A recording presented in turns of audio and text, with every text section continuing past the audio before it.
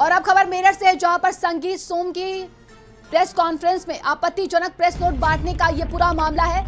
संगीत सोम का पीए निकला पर्चे बांटने वाला व्यक्ति। लाल कुर्ती पुलिस ने थाने बुलाकर पीए चंद्रशेखर से पूछताछ की है। आपत्तिजनक पर्चे की कॉपी संगीत सोम को देने का भी वीडियो है। इसी शख्स ने मौजूद पत्रकारों के बीच में ये बांटे थे। बताया जा रहा कि आपत्तिजनक पर्चे पर सवाल पूछने पर आरोपी ने पल्ला झाड़ गए हैं। बताया जा रहा कि संगीत सोम निजी सब्जी के बजाय अज्ञात के पर्चे बांटने की झूठी बात कही थी। बांटे गए पर्चों में संजीव बालियान पर गंभीर आरोप लगाए थे, कथित आरोप भी लगाए गए थे। तो देखिए, पर्ची बांटने वाला पीए ही निकला। निजी सब्जी के बजाय अज्ञात के पर्चे बांटने की झूठी बात कही गई थी। ने मुझे ऐसे संस्कार नहीं दिए कि मैं इस तरीके की टिप्पणी उन पे करूं। उनके जो संस्कार हैं वो अपने दिखा रहे, मेरे संस्कार ऐसे नहीं है। वो प्रेस नोट किसी ने बंटवाया है, वो किसी की चाल है और वो प्रेस नोट बटा है। मैं उसकी जांच कराऊंगा, एफआईआर कराऊंगा उस पर।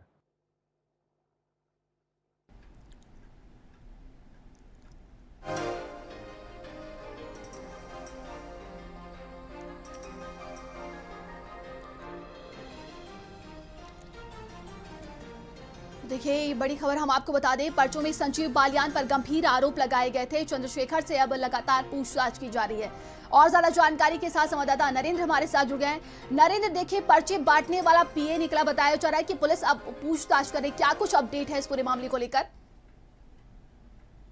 देखिए, ये जब प्रेस कॉन्फ्रेंस हुई थी उस समय जो चंद्रशेखर हैं ये वहां पर एक प्रेस नोट की जो कॉपी थी वो सबसे पहले उन्होंने संगीत सोम को प्रेस वार्ता के दौरान दी थी और करीब 1.5 मिनट तक संगीत सोम उस जो प्रेस नोट की कॉपी थी उसको देखते रहे थे। इसमें उनका लेटर हेड भी था।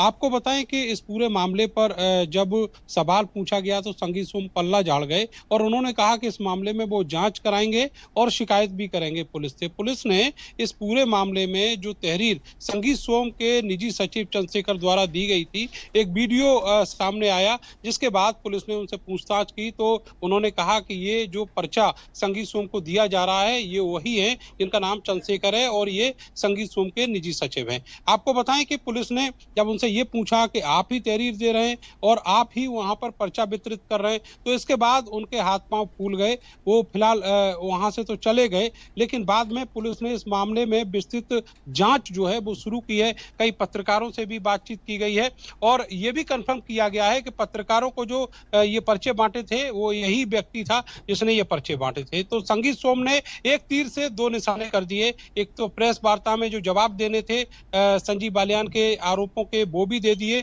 और दूसरी तरफ उनके खिलाफ तमाम तरह के जो अवैध निवेश के आरोप हैं, जो भ्रष्टाचार के आरोप हैं, उसका पर्चा जो है वो भी मीडिया के बीच में वितरित कर दिया और बाद में उससे पल्ला भी झाड़ लिया। जो चंद्रशेखर उनके निजी सचिव हैं, इनके खिलाफ कई मामलों में संगीन धाराओं में मुकदमे दर्ज हैं, चोरी तक के मुकदमे इनके खिलाफ दर्ज हैं, गरीब लोगों को पीटने तक के इनके खिलाफ मुकदमे दर्ज हैं। जब संगीत सोम विधायक हुआ करते थे तब इनका तांडव सरधना इलाके में देखते ही बनता था। अब पुलिस जो है इस पूरे मामले पर जांच कर रही है। अब देखना यह होगा कि एक पूर्व मंत्री के खिलाफ, केंद्र सरकार के पूर्व मंत्री और एमपी के खिलाफ इस तरह के पर्चे बांटने वाले संगीत सोम के निजी सचिव के खिलाफ क्या कार्रवाई की जाती है। और इस पूरे मामले को लेकर जो संगीत सोम अभी तक आगे आकर बैटिंग कर रहे थे वो अब बैक फुट पर दिखाई दे रहे हैं। और सबसे बड़ी बात यह है कि संगठन और पब्लिक के बीच में उनका ये जो चेहरा है वो बेनकाब जरूर हुआ है। जी बिल्कुल नरेंद्र, देखने वाली बात होगी कि क्या कुछ पूछताछ में और आगे निकलकर सामने आता है। फिलहाल अगर संजीव बालियान की तरफ से बात की जाए इस पूरे मामले को लेकर,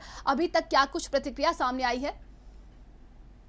देखिए, संजीव बालियान के ऊपर ये जो कथित आरोप लगाए गए थे इस प्रेस नोट में, उनको उन्होंने सिरे से खारिज करते हुए ये कहा कि वो इस बेबुनियाद बातों पर कुछ नहीं बोलना चाहते, क्योंकि अगर वो बोलेंगे तो ये चीजें उतनी ज्यादा फैलेगी। हालांकि जो उनके एक परिचित हैं जिनका नाम इस प्रेस नोट में आपत्तिजनक कृत्य के साथ लिखा गया था, उन्होंने 10 करोड़ की मानहानि का नोटिस संगीत सोम को भेजा है, जिसके बाद से यहाँ पर जो राजनीतिक हलचल है वो और ज्यादा बढ़ चुकी है। प्रयास प्रयास यही है संगीत सोम का कि जो एक तहरीर जो थाने में दी गई है लालकुर्ती थाने में, उसमें किसी तरीके से मुकदमा दर्ज हो जाए तो वो उस कानूनी कार्रवाई से बच जाए। लेकिन ऐसा होता नजर नहीं आता, क्योंकि यहाँ जो पुलिस अधिकारी हैं उनका कहना है कि जो भी निष्पक्ष जांच में सामने आएगा उस हिसाब से इस पूरे मामले में कार्रवाई की जाएगी, क्योंकि यह मामला अब दिल्ली से लेकर लखनऊ तक और मेरठ और मुजफ्फरनगर तक फैल चुका है और सबको इस मामले के एक एक स्टेप की जानकारी है।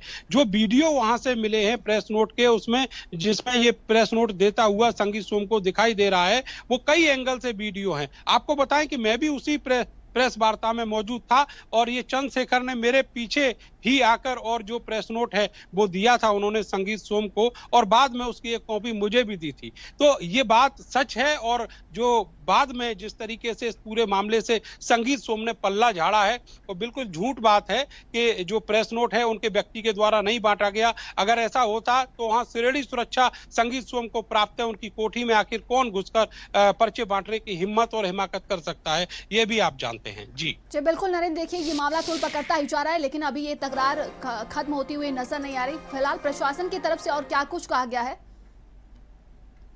देखिए, पुलिस के अधिकारी इस पूरे मामले पर अपनी नजर गड़ाए हुए हैं और एक एक स्टेप की जानकारी कर रहे हैं। जो सीसीटीवी कैमरे संगीत सोम की कोठी में लगे हुए थे वो वहां से इस घटना के बाद तत्काल हटवा दिए गए। पुलिस वहां पर इन्वेस्टिगेशन करने पहुंची थी, लेकिन उनको किसी भी सीसीटीवी कैमरे की जो फुटेज है और ना ही सीसीटीवी कैमरा मौके पर मिला है। सबसे बड़ा सवाल उठ रहा है उन सुरक्षा कर्मियों को जो केंद्र सरकार से प्राप्त सुरक्षा संगीत सोम को है, और जब वहां पर जो मीडिया के लोग एंटर करते हैं तो वहां उनके बैग चेक किए जाते हैं। लेकिन सवाल यह है कि कौन व्यक्ति था जो बिना चेकिंग के वहां एंटर किया, जिसको लेकर संगीत सोम इस तरह की बात कर रहे हैं, और उसने वहां पर पर्चे भी बांट दिए। ये बड़ी हास्यास्पद बात है और इस पूरे मामले पर अब अधिकारी जो है गंभीरता से अपना जो रवैया है वो अख्तियार किए हुए हैं। निश्चित तौर पर इस पूरे मामले में जो संजीव बालियान का पक्ष है उसकी ओर से भी कोई ना कोई लीगल कार्रवाई जरूर की जाएगी, और इंतजार केवल इतना हो रहा है कि बीजेपी का जो संगठन है